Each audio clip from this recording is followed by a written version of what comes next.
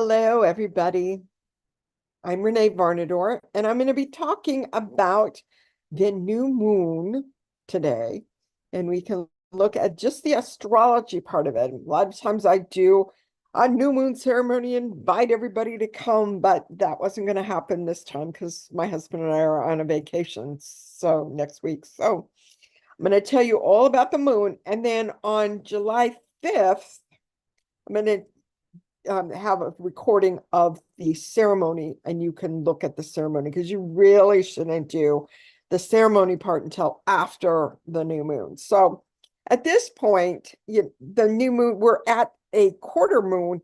We're not even at the new moon right now. And so this is just what's coming. It's not what is. So I'm going to share my screen. I always love doing presentations and things like that. So this is the presentation that I created for the new moon.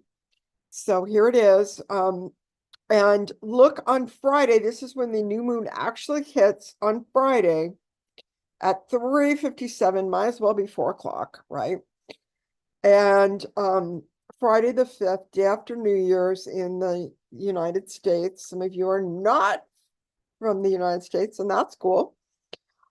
Check your emails for the recording of this when it comes in on Friday. Okay. So what's going on? Well, let's skip right to the astrology chart. Woo! Lots going on.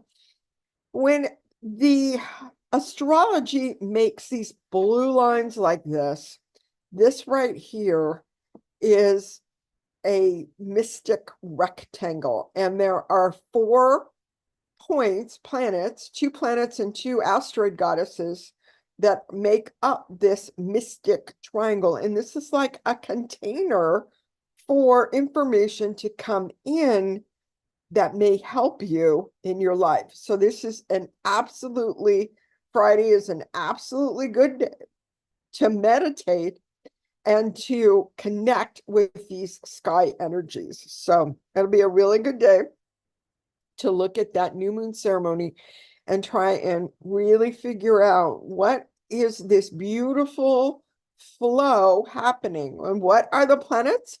Well, these are the signs here on the outer ring. These are the planets or points right here. The asteroid goddesses are kind of in black, the points are in black, but the planets have some different colors. So we've got Mars as one of the, did I do that right? Yeah, so we've got Mars at 19. We've got Saturn at 19. So Mars and Saturn have a sextile during this. They have a relationship, but it's smooth, and Mars is learning from Saturn, which is always good because Mars can go off and just run amok. And if Saturn's kind of pulling Mars in and saying, be better if you kind of waited a little bit and did this. So Saturn's the wise one. Mars is the impatient one, but they're learning and Mars is listening, so that's good. And then Mars is moving toward, and Mars is almost conjunct Uranus. You can see that it's got 6 more points to go. Probably 6, 7, 8, 9 days to go before it hits its connection with Uranus, which will be interesting because Uranus is sudden change, and Mars will just have to to be doing something, and then suddenly it'll be like, boom, no, now I'm going to do this. So that'll be interesting. And then, but what's happening at the new moon with Mars going across here to Juno? Juno is the asteroid goddess that deals with relationships, and she's in Virgo, whereas Mars is in Taurus. So both of these are earth signs, and so that's why the trines have the same elements. So we have some nice earth happening here. Now, Juno is having a nice conversation with another asteroid goddess. This one is Pallas Athena, also at 19%. But instead of being in Earth, she's in water. And so Earth is in a yin sign, of more feminine sign, and the water sign, Scorpio, is where Pallas Athena is right here. So we've got a conversation between Earth and water, just like we have a conversation between Earth and water over here with Mars and Saturn. And Pallas Athena is having this beautiful flowing trine of information with Saturn. So Saturn, the wise one, is also talking to Pallas Athena. So we've got Pallas Athena now opposite Mars. So Pallas Athena is like this woman warrior goddess, and Mars, of course, is the god of war. But the idea that Pallas Athena has about war is a little different than Mars's idea. Now, if you just turn on the news, there's wars going on the planet. That's Mars, okay? But there's also a war that not everybody's aware of, and that is a much more subtle war. It's the warrior goddess saying, no, the way that it's been is not been equal for everyone. We want change, and we are working for change. And Mars is like, and Pallas Athena and all her buddies are like, yeah, it's time. So it's a different, completely different kind of a war, and it takes strategy and intelligence. This kind of war that Mars likes to do takes strength and courage, and step out there and just do it, whether you're right or wrong, who cares? I'm just going to do this because I want to. So we've got, whereas Pallas Athena is much more strategic in the actions that she takes. So think about how that might work out in your life. If there's strategic action might be a good idea, and yet you need Mars's courage and willingness to step out with your strategic idea. So really, all of us have Pallas Athena within us, and all of us have that Mars. And so it's just a question of how do we resolve those opposites within ourselves while they're in this beautiful flowing container. It's easier to deal with conflict when you've got a beautiful flowing container around you. That's been my experience. So what's the other opposite in this triangle? Well, we've got Saturn here. It's old Saturn. And now we've got this young Juno who's just getting married and having babies and doing all the things. And Saturn is saying, is pushing this. So there's a conflict between Juno and Saturn. Whoops. It flew. Oh my gosh, it flew right off the screen. So Saturn and there may be a conflict in our relationships. That there may be some difficulty trying to understand from the perspective of the older generation, understanding what is important as far as tradition goes to keep. As we are moving through and changing so fast now, there's a lot of things that are, no longer serving us. And Juno is discovering those things, and Saturn's not necessarily happy about that. So we have all of these that we get to resolve within ourselves. There are things that we want to hang on to, traditions and that whatnot. And then we have new ways that we want to be in relationship with other people. Maybe we don't want top-down leadership anymore. Maybe we don't want hierarchy. Maybe we want to have a realization that we're all in this together. And Saturn is just like, oh, really? Well, I'm going to, assert my position as the dominant force here. And so what part of you wants to be the dominant force and rule your life and just be like, when push comes to shove, this is what I'm going to do. That's Saturn. Are you listening to new ideas and new ways of being in relationship with other humans?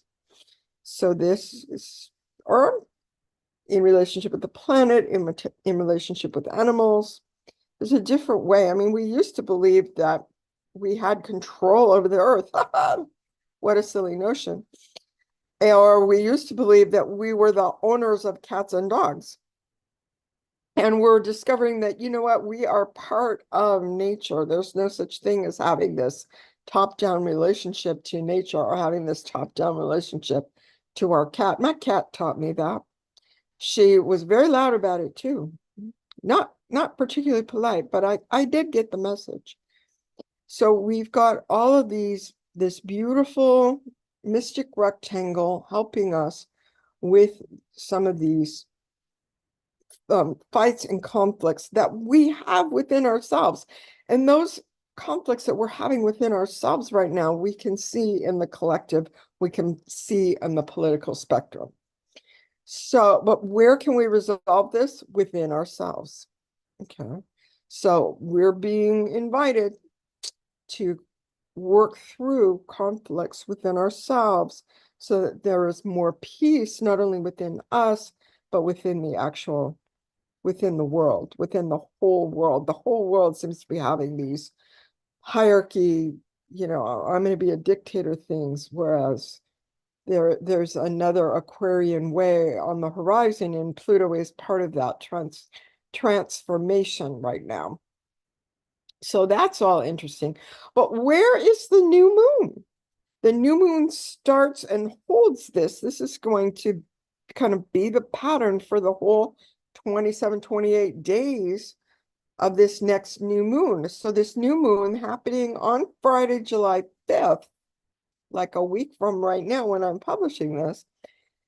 We've got the sun right here and the moon right here on the same exact degree, 14 degrees, 23 minutes of Cancer. So Cancer is this very beautiful, nurturing energy. The sun, which is our more masculine energy, the moon, our more feminine, nurturing, quiet, nighttime, subconscious energy, unconscious energy, our emotional life. The sun is more like this is how I'm going to shine my light in the world. So the two of them together make up a whole. We've got to make sure that we are integrating. When these two come together, that's a chance for an integration of, okay, and who should go first? Well, if we are looking within ourselves and we are seeing what lights us up emotionally or what makes us angry as emotionally, that's information for us. We can resolve issues. What brings us joy, that's information for us. And the sun can say, really? That's what brings me joy? Well, I'm gonna do it. Because the sun needs to get its ideas from the moon. Yep, it does. Because what is happening within us is important, because that's what starts what happens in our outer lives. Now, this new moon is conjunct this amazing star Sirius. And Sirius is this big, bright star. I'm going to show you a picture of it in a minute. And it's absolutely gorgeous. There's some very, very intelligent, highly evolved beings on that planet helping us out. We're going through huge transitions. We need all the help we can get, right? So just being able to tune into that Sirius energy, that from Sirian energy coming through, helping us resolve some of these conflicts we've had within ourselves, and thus creating peace on earth. So here's Sirius, the sun and the moon, all on 14 degrees. Then we've got Venus over here at 22 degrees, right? And Venus is sextile Mars over here. And that's always interesting when Venus and Mars are talking to each other. Mars, the very masculine yang energy that we all have, and Venus, this beautiful flowing goddess type energy that we all have. So those two are talking. Venus is in the water sign, nurturing Cancer, and Mars is in Taurus, the earth sign. Okay, and let's see what else we have here to talk about. Jupiter is conjunct this really beautiful star. Jupiter is right here in Gemini.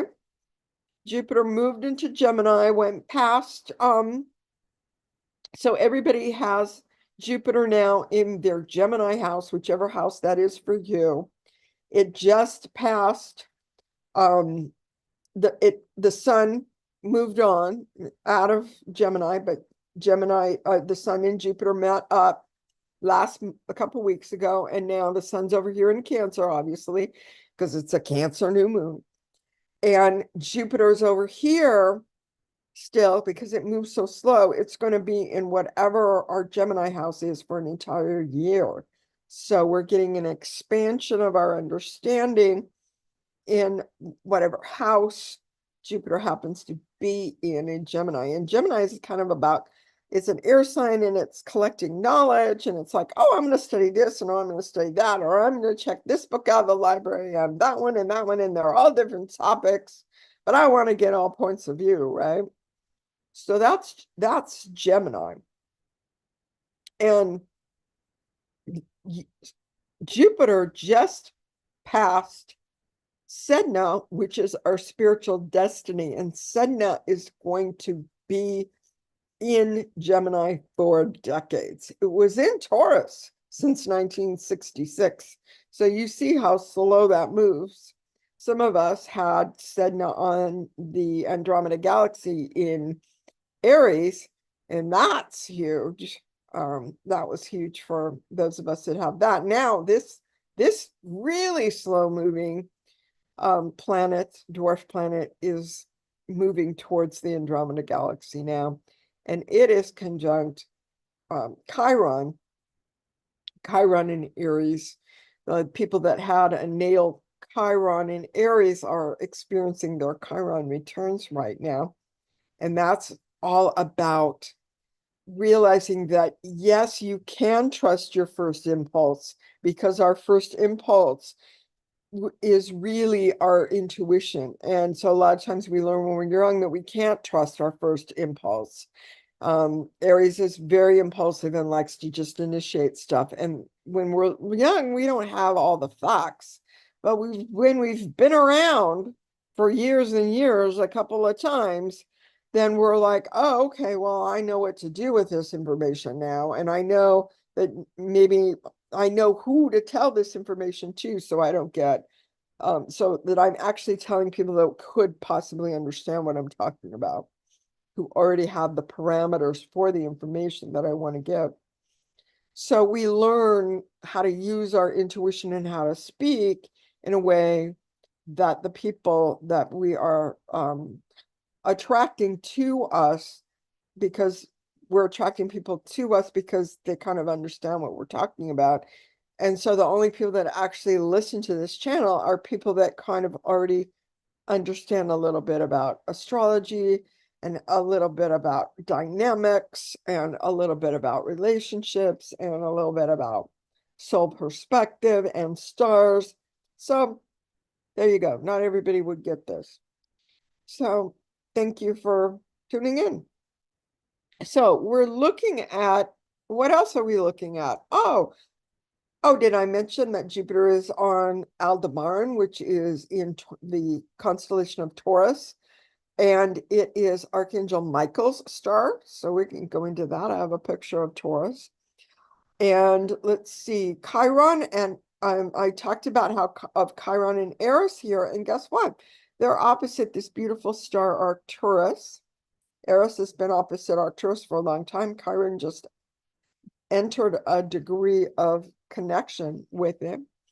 Saturn is in Pisces, sextile Mars, which we were talking about. There's Mars, and there's their sextile right there. Neptune is conjunct. Wait a minute, where am I? Neptune is conjunct this beautiful star called Shiat in the Pegasus constellation. So right here, there's a lot of hope in that star, in Pegasus stars. So just know that with Neptune right on this star in Pegasus, there is no reason to despair. There is every reason for hope. There is hope. This is a cliche, but it's coming to me. There's hope that springs eternal. This Neptune coming up, telling us that, yes, we just completed another cycle. 0 degrees Aries starts the cycle. And right now, the 29 degrees Pisces is the ending of the zodiac cycle. And that's where Neptune, the planet of spirituality, is right now. If you want to tune into that and you want to tune into the star Shiat, which Neptune is on right now, this star helps us open our crown chakra, which is really good if we want to connect with Aldebaran, if we want to connect with Arcturus, if we want to connect with Shiat, if we want to connect with Sirius, which is just conjunct this beautiful new moon right now. Then all of those lights have information for us. We just need to know how to receive that. Some people will meditate, some people will write, some people will have conversations with amazing people. Some people will go and do group rituals and ceremony, like the one that, I'm going to have posted for you to do if you want to on July 5th. So what else do we have? We have Haimea still on the Shapely Attractor, which is a powerful, powerful point. We have Maki Maki and Lilith conjunct the South Node. They're on both sides of it. There's Maki Maki that helps us see our wholeness. And Maki Maki's in Libra right now. The South Node is 10 degrees and Lilith is 11 degrees. So we see that there's a lot of releasing what I used to think of as the whole world got bigger. What I used to think of my world, I used to think of my city as my world. That's where I could drive to on any given day. But now, since the pandemic, I've really expanded who I see as my world, who is the whole earth. I can talk to people all over the earth now, and so can you on Zoom, right? I belong to several communities where people are in Sweden, they're in the UK, they're in Australia, they're in New Zealand, they're in Ireland, they're all across the United States, they're in Canada, they're in Mexico, like I am right now. And I can just talk to people all over the world. It's amazing. So my idea of the whole and it just got bigger. So we have Lilith, there's some karmic aspects. So any people-pleasing karmic aspects, a lot of times people, the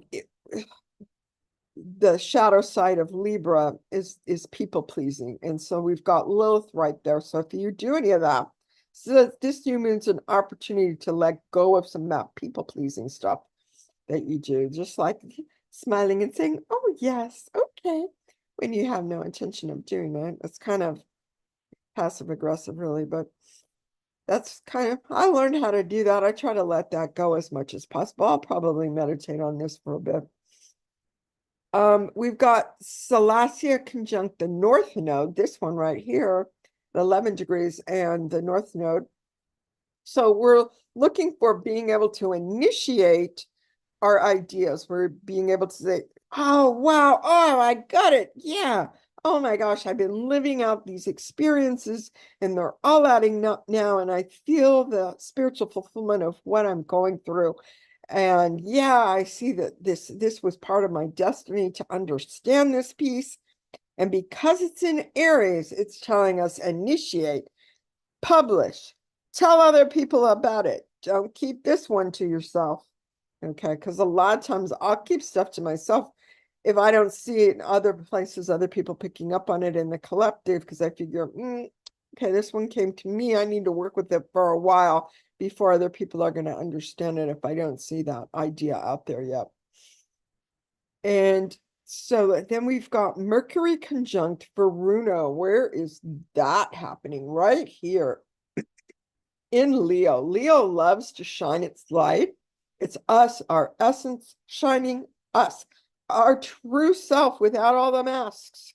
So if there's somebody that we want to come clean with and really speak from our depths, this would be a good time to talk to those people that may have some power over our future, it'd be a good time to speak to them and really shine our light and let them know who we really are, who we actually came to be, and just holding that power. The Mercury and Varuna helping us with that. So this is all the information that you need. This is Pacific time. So if you're on the East Coast, you know to add 3 hours, right? You know to add 8 hours if you're in the UK, right? So it just, just figure this one out. Now, this 14 degrees here, what does that even mean? Well, 14 degrees of Cancer, between 14 degrees and 15 degrees of Cancer, we have this Sabian symbol, which is a group who have overeaten and enjoyed it. Okay. So appropriate enjoyment of material abundance. Now, we are the planet of abundance. I didn't realize that till yesterday when I read this. The earth plane is abundance. Many people came to the earth to learn this. So the problem is not the abundance. We can have abundance if we want. The problem is actually attachment to it. When it becomes greedy, when it becomes, oh no, this is mine. If I give you some, then you'll have some and you'll have some power too.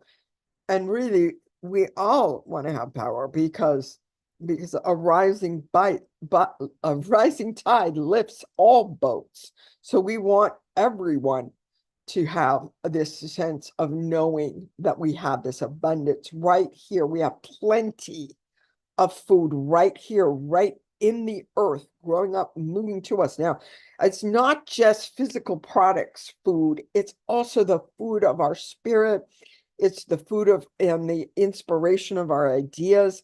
It's the love within our heart. All of those are part of abundance. And so if we get fixated on money and I don't have enough and scarcity and I don't have, am I going to have enough food in my fridge? Oh, until I get paid. Oh, all of that is keeping us away from our abundance because it's limiting what we think of as abundance. When our abundance is huge, it's our ideas and it's in our heart and it's in all of our chakras. It's not just food, it's not just food, it's not just shelter.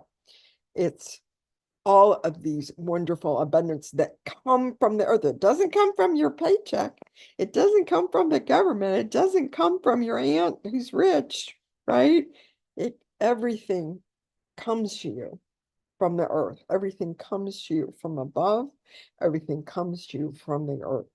Okay. And it's up to you to integrate it and to move forward with it and to make decisions on what it is that you want to do with your amazing abundant self, full of multiple types of abundance.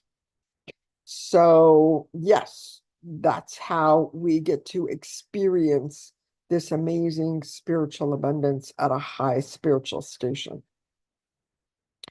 So that's what's going on so it'll be interesting to meditate on that and see what comes in. Some people might get new jobs, or some people might get really amazing insights, which would be even better. Some people might get amazing heart connections with other humans, which would be amazing. So I was going to show you some pictures of Ceres. There's Ceres right there. A lot of times Ceres can be low on the horizon and kind of sets. A lot of times Orion is one of the constellations that we see in the sky all the time because it pretty much stays in the sky, stays on this plane the whole year. It doesn't oh, it's October, you're not going to see blah, blah, blah, this star, that star. So this is what this beautiful star looks like just by itself. And this is what it looks like related to the belt of Orion right here. And this is Procyon up there. They make a nice little triangle. So if we want, we could even go out and see if we can see Ceres at this time. and that it's being activated. Summer Sirius likes to be activated. Sirius is one of the stars that we work with at 8888, the Lionsgate. Sirius is like, and the Orion's belt stars are like those little pyramids in Egypt, and Sirius is all part of this time period. So since we're heading into this beautiful summer in the Northern Hemisphere, we're heading into winter in the Southern Hemisphere. So what is next? I want to show you Arcturus really quick because Chiron and Eris are opposite Arcturus, and it's there in the Boots constellation. And there's some really beautiful, if you need some emotional healing, tune into the Arcturian star beings there. They are amazing. And then this one, Pluto is on Altar right now. If you need some courage to step up and step out, just see if you can feel the like put your body in the pattern of Achilles, which is the constellation Aquila, and Altar is the star right here on the beak of the eagle. And there's that one's Altar, and we've got some other really bright stars here also. These two right here, Tarzed and Ashvan.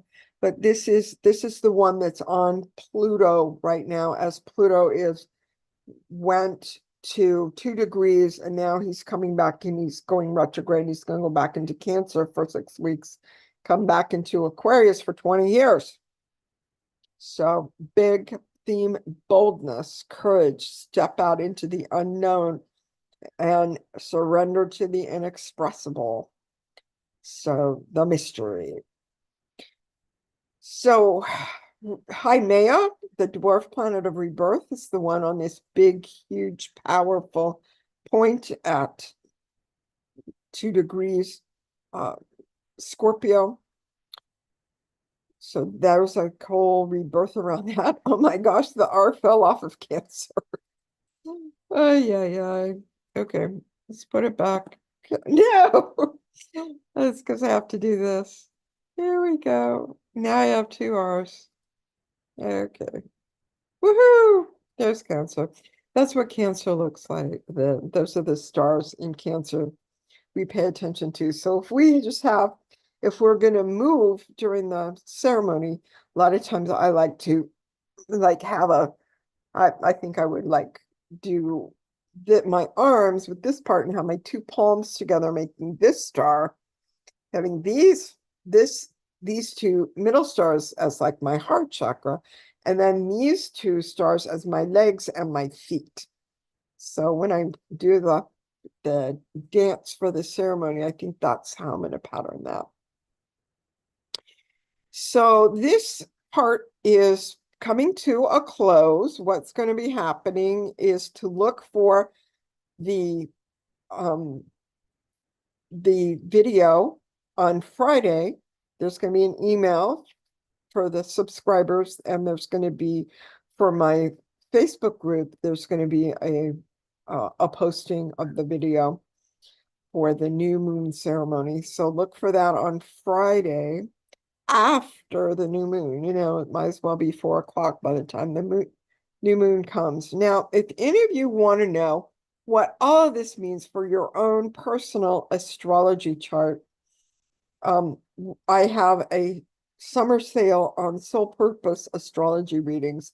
I don't know how long I'm going to do this, so if you're interested, I would jump in and grab a date. Summer special for 60 minutes, $111 US. Here's the link to book. I will put it in the show notes of this YouTube.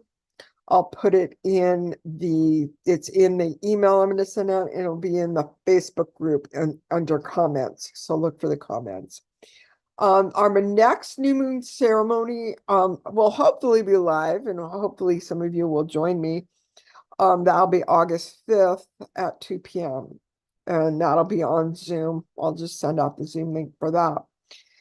So that'll be nice. Now, what do you bring for this new moon ceremony on the 5th? These are some of the things that you can bring. You're going to bring your journal, you're going to bring a candle, something, water to drink. We're going to sanctify the water, some dark chocolate. We're going to do some special with the dark chocolate. If there's some other sweet, bitter thing that you would rather use than chocolate, then do that.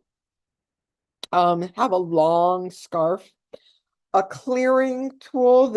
I like to use my essence. I have this nice, I'll use some essential oil spray. If you have a selenite crystal wand, those are really good to clear. Um, so those are some of the things that you could bring or have available to you. I'll have this up so that this will be part of the ceremony, and you can just say, oh shoot, yeah, I was supposed to do that, and then just hit pause and then go get all of these things so that you can do the new moon ceremony on Friday. See if you can do it. I'm just going to guide you along into the eye of the heart, and we're going to be asking the new moon question: what is being conceived within me now? So the majority of that will just be not so much astrology. I'll just show a couple pictures of some stars, and then it'll be this going within, finding out from within you what is your next thing, what seeds have been planted that are now starting to sprout. How are you going to water those seeds? And then you pick your baby step of how you're actually watering those cosmic seeds within you. So I'm going to stop sharing all of that. And I hope you got excited about this new moon with this. We don't usually have a mystic rectangle in the sky, in the new moon. And so it's a beautiful blessing to have so many stars activated during this new moon. So absolutely meditate with it, absolutely watch the ceremony, and write. A lot of times your intuition comes through when you write. So enjoy this week, enjoy your time, enjoy your holiday if you're in the United States, and everybody just enjoy and celebrate.